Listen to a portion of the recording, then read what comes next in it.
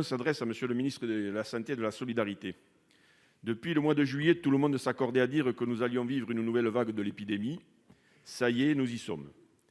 La métropole de Montpellier, dans mon département, vient de rejoindre la liste des territoires en alerte maximale Covid. Cela signifie pour les populations une série de mesures que beaucoup ont du mal à comprendre. Ils se sentent frustrés parfois par des règles difficiles à appliquer et par des volte-face de certaines annonces. Pourquoi fermer les bars alors que les restaurants sont ouverts, même qu'elles ne servent pas à manger? Mais surtout, pourquoi, 8 mois après la première crise, on se trouve confronté à une pénurie de lits en réanimation, loin des 12 000 lits prévus? Est-ce un manque de moyens financiers? Est-ce un manque de personnel compétent? Pourquoi ne pas avoir pensé une stratégie d'urgence? Je comprends que la situation n'est pas facile, mais les Français ne comprennent pas. Il faut leur expliquer, simplement. À la crise sanitaire, on répond par des mesures liberticides, mais on ne répond pas à la problématique des moyens de l'hôpital public.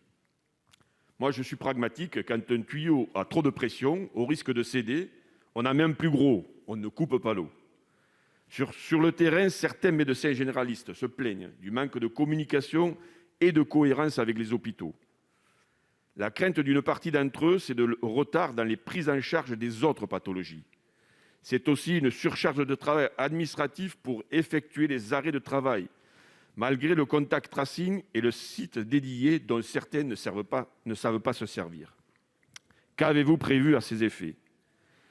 Tout cela amène à une vraie inquiétude face à l'épuisement, voire le burn-out de certains personnels. Quelles mesures allez-vous prendre pour soulager les soignants, qu'ils soient sur le terrain ou dans les établissements? Vous avez raison de penser à eux, nous aussi, mais je ne pense pas que ça suffise.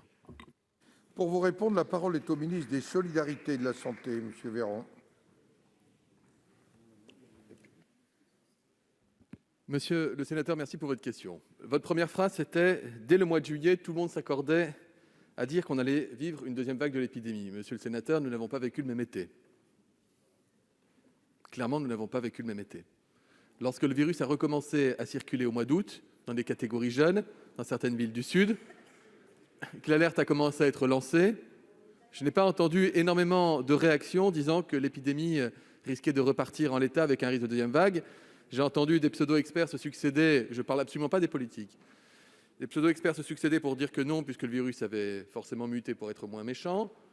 J'ai entendu, mais regardez, il n'y a pas encore d'hospitalisation, signe qu'il n'y a pas de deuxième vague. Et on a beau expliquer qu'en fait, il y a un décalage d'un mois entre les contaminations et les hospitalisations, et que ce décalage est plus grand encore quand la population qui se contamine est jeune. Je crois qu'il y a eu un déni ou un refus peut-être de voir les choses. Peut-être n'avons pas été suffisamment convaincants, je veux bien en prendre ma part. Mais en tout cas, certainement pas considérer que dès le mois de juillet, les Français considéraient qu'il y aurait une deuxième vague. Monsieur le sénateur, vous soulignez pourquoi est-ce qu'on n'a pas augmenté les hydréas. Peut-être que ça ne se fait pas tout seul. Non. Un anesthésiste réanimateur, ça ne se clone pas, ça se forme en 10 à 12 ans. 10 à 12 ans. Et nous avons supprimé le numerus clausus il y a 2 ans pour augmenter le nombre de médecins. Nous ne sommes pas, vous et moi, responsables de la situation dans laquelle la démographie médicale se trouve, mais c'est un fait. En revanche, nous avons formé du personnel pour qu'il puisse prêter main forte en réanimation. Rien qu'en Île-de-France, ces derniers mois, 750 infirmières sont venues en service de réa ou en apprentissage par simulation pour pouvoir prêter main forte à leurs collègues si la situation devait l'exiger. On ne trouve pas des aides-soignantes, des infirmières performantes en réanimation, hélas, parce qu'on voudrait en trouver en claquant des doigts, et ça, vous le comprenez bien. Sur les lits de réanimation, monsieur le sénateur, nous sommes montés au 15 avril dernier à 10 700 lits de réanimation armés capables de prendre des malades du Covid. Il y avait alors 8 500 malades du Covid, les autres étaient des malades non Covid. Donc nous sommes capables de mobiliser des lits, de transformer des blocs opératoires, de transformer des soins continus, des soins vigilants, mais ça nécessite de déprogrammer massivement les soins et d'aller recruter tout le personnel disponible au détriment des autres malades, ce que nous nous refaisons à faire. Et quand vous parlez de petits tuyaux ou de gros tuyaux, si nous laissions le tuyau grossir pour agir, ça veut dire que nous aurions beaucoup plus de morts. Il faut vraiment comprendre ça. Notre logique, ce n'est pas de remplir les réas. Notre logique, c'est d'empêcher les gens de mourir du virus. Et pour cela, il ne faut pas qu'il y ait de forme grave. Et pour cela, il faut lutter avec efficacité, y compris quand c'est, hélas, contre certaines libertés de circulation, contre la diffusion du virus. C'est vital pour les Français. Bon, maintenant, il faut conclure, s'il vous plaît. Pardon.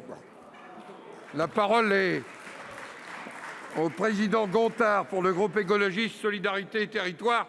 Je demande à chacun de respecter